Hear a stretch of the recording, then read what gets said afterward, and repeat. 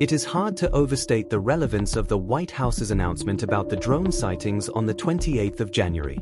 On the one hand, it shows the likely approach of the Trump government to UFO transparency. On the other hand, the announcement and many other coinciding events, for example 2 serious airplane accidents on the following days, show that something rather sinister might be happening. What are the pieces of the puzzle that suggest this problematic scenario? Concerning the announcement on drones, there are at least 2 significant problems.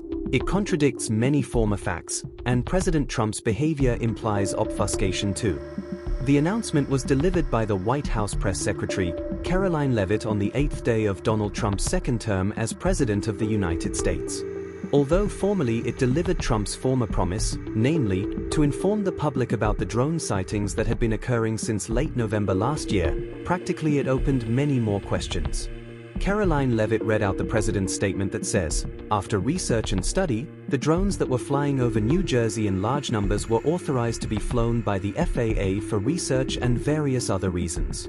Many of these drones were also hobbyist, recreational and private individuals who enjoy flying drones. In time it got worse due to curiosity. This was not the enemy. Although it is possible to follow the approach of the conservative media outlets, for example, Redacted, who believe Karoline Leavitt said the truth, there is overwhelming evidence that show Trump's statement cannot be correct. George Knapp pointed out that the FAA website does not say anything about the authorization of the drones.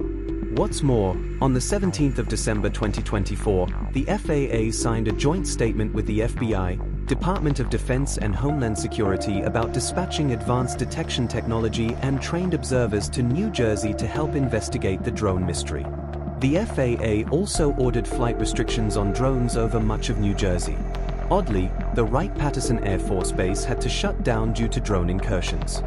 Ross Coulthard highlighted another aspect of the contradictions, namely that according to the Department of Defense spokespersons on the 11th and the 17th of December, there was no drone testing or experimenting performed by the DoD. Furthermore, the possible approval of the U.S. Federal Aviation Administration cannot explain the mystery drone sightings in the United Kingdom, Germany, Russia, or in Japan. In Japan, the civilian and military airport in Iwakuni had to shut down temporarily due to drone flights on the 23rd of December. For all these reasons, we can argue that the White House did not tell the truth about the drone sightings. To understand what might be going on, Trump's behavior offers some starting points and, at the same time, confirms that the statement is likely just an obfuscation.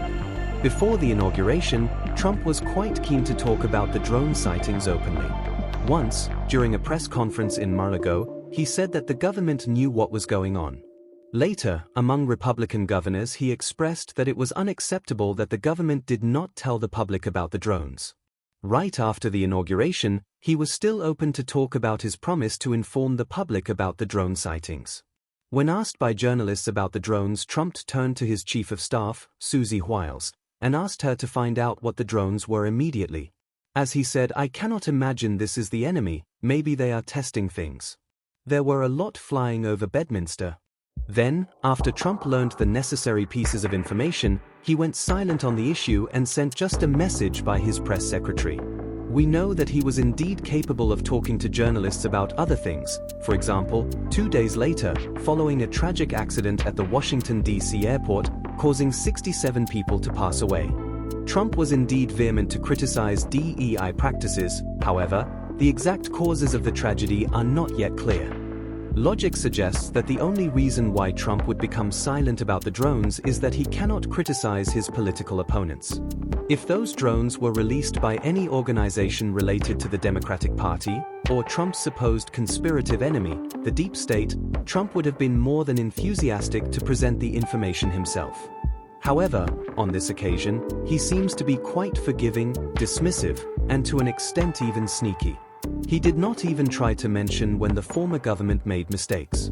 And, given the short-mouthed statement, it seems he had to spend more time to think through how to compose it. Similarly, when Nixon ended the Bretton Woods International Monetary System in 1971. Most importantly, he eventually laid all responsibilities on the FAA, whose leader, Michael Whitaker, resigned after Trump's inauguration because Elon Musk put pressure on him. Therefore, as suggested here, Indirectly, it is possible to prove that the drones are related to those organizations that support Trump and his policies. More importantly, Trump's behavior implies that it is his best interests that the topic just goes silent. It is unlikely to happen. For various reasons. It is a certainty that the members of the public will demand further answers. If the FAA issued flight approvals for drones, those documents should be accessible owing to the Freedom of Information Act. There are plenty of investigative journalists who will lodge in Freedom of Information Act claims for those documents. Besides, the public can lodge in complaints to the All-Domain Anomaly Resolution Office, AAO, that is responsible to investigate the reports of UAP sightings. Furthermore, we can mention that local government officials, for example the mayors of New Jersey, already expressed their reluctance to accept the White House's explanation, and they demand further answers. Therefore, we can expect further developments in the drone sightings.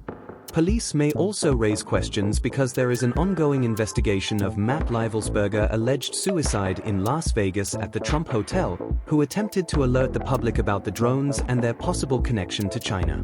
According to various pieces of evidence, Livelsberger intended to cross the border to Mexico, therefore, it is unlikely that he committed suicide. Finally, it is instructive to mention UFO, UAP researchers and investigative journalists too, who may put together the missing pieces of the puzzle.